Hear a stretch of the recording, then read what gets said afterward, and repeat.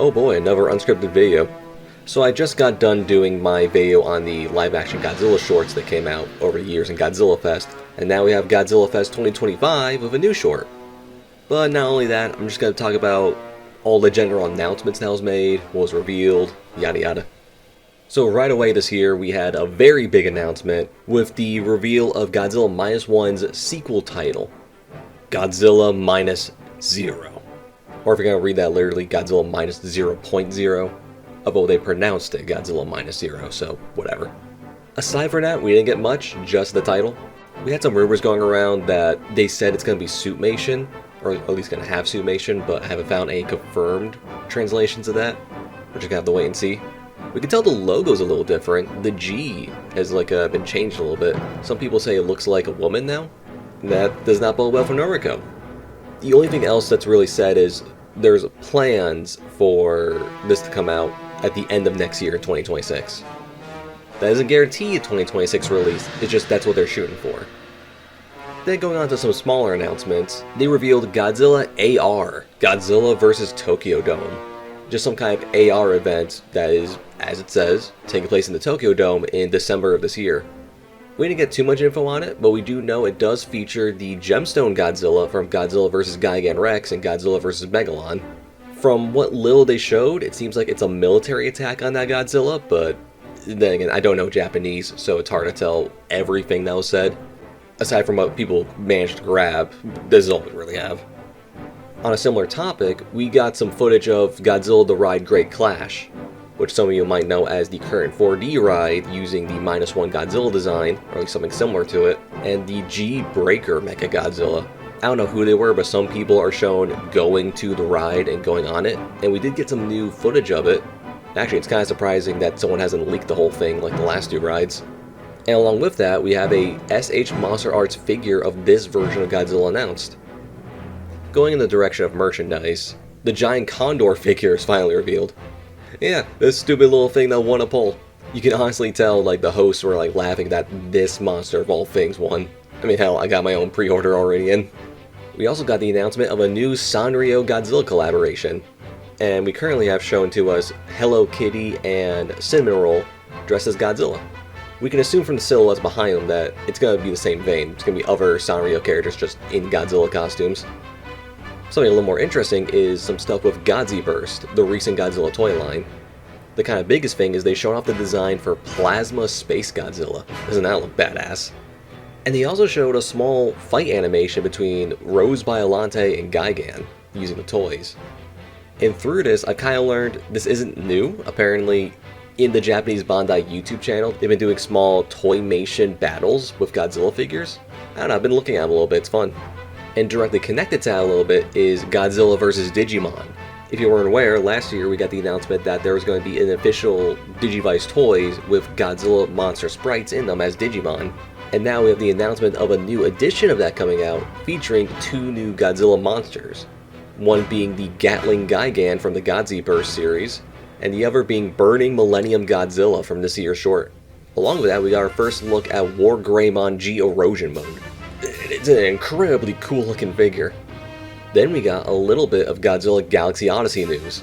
The first thing was a small preview of the manga they showed for Volume 1. They would play this every so often in the stream, usually in between panels and stuff. Which it's not anything new, but it did give us roars for Godzilla and Volga in it. In which Godzilla has the traditional Millennium roar, as kind of expected with his Final Wars design. And Volga has Gigan roars, which I thought that was going to be the only thing they do with Galaxy Odyssey in the stream. But then they went to the Godzilla Battle Line panel, and both the manga Godzilla and Volga were announced as playable units, along with the Union Mechagodzilla from the poster of the 1990s Godzilla vs. Mechagodzilla. What's noteworthy is Volga here also has Gigan roars. Along with that, they showed a new drawn illustration of Godzilla vs. Volga, and they revealed a new monster coming in the next issue of Galaxy Odyssey, Galder. I'm personally really tuned into Galaxy Odyssey stuff, since if you actually notice my username, I'm actually the person who's been making those fan-made translations of Godzilla Galaxy Odyssey and putting them on manga decks. I have a translator helping me, and honestly, it's been pretty fun to make. I don't really deceive myself into thinking I'm doing anything of quality, but I figure it's just a good way for non-Japanese fans to see the manga before we get an official English release. A really big panel was with Godzilla vs. Destoroyah's 30th anniversary this year. They actually got some people behind the film and just talked with them about the movie.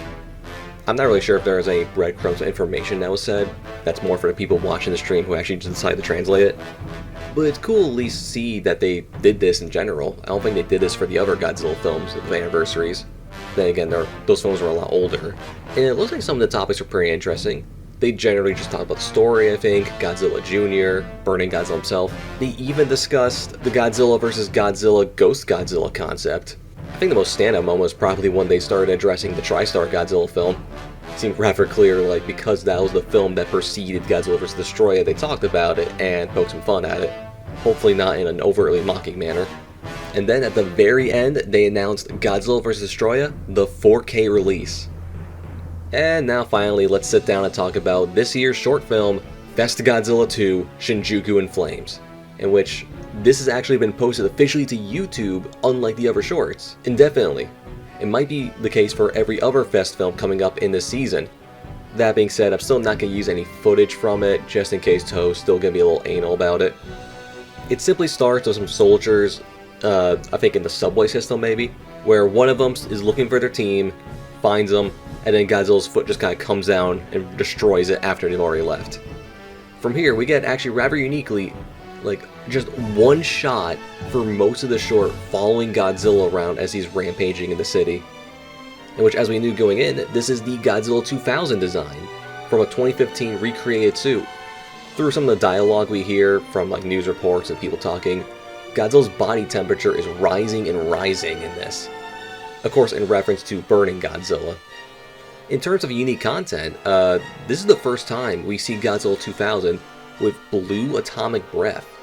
We see his breath start to turn more and more orange as his temperature starts to rise.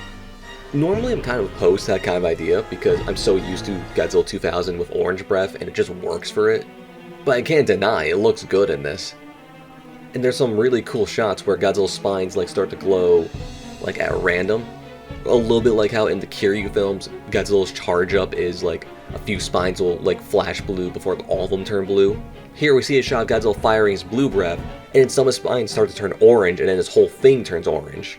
But anyway, that's pretty much the most of the short, is just Godzilla wandering around Shinjuku, being fired at by helicopters, which are actually stunning it.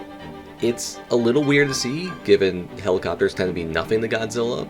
Maybe they're just having like maximum firepower, or maybe it's just possible Godzilla, with his temperature rising so high, is just more vulnerable, a little more susceptible to pain or just sudden attacks. A really cool standout moment is Godzilla actually approaches the Shinjuku Godzilla Hotel, the one with the Heisei Godzilla statue on the top. It's just like really confused looking at it. I don't know what idiot in-universe decided to make this Godzilla-themed building in a universe where Godzilla exists and gets the Godzilla wrong. It's a really fun moment. Anyway, everything builds up to when Godzilla just is in smoke and then blasts a whole super powerful orange beam. And then when the smoke clears, we see in full burning Millennium Godzilla. And it looks so cool. But that's not all, as we hear the cry of some unknown creature, and the camera turns and we see in this blue smoke something. We don't know what, but it's gonna fight Godzilla next year. And that really is the short. I'm gonna be honest, it is a little underwhelming, but I had a fun time with it. It's always cool to see some tokusatsu Godzilla in the modern age, and it looked really good, really professional. Plus we know guaranteed next year we're gonna get something like big and bombastic probably. The director of this short was Nakagawa, just like the other live-action Godzilla shorts, where he was approached earlier in the year and he wanted to try some new stuff regarding his new season of shorts, or at the very least his first short, where I think maybe just the idea of what he wanted to do was the one-track shot. And then anyway, right after the short ended, we got the announcement of this brand new figure of Burning Millennium Godzilla, which I can't wait to get my hands on. But yeah, other than some other small stuff said here and there and some general excitement, that was Godzilla's 71st anniversary. There's also plenty of merch and stuff announced outside of the stream.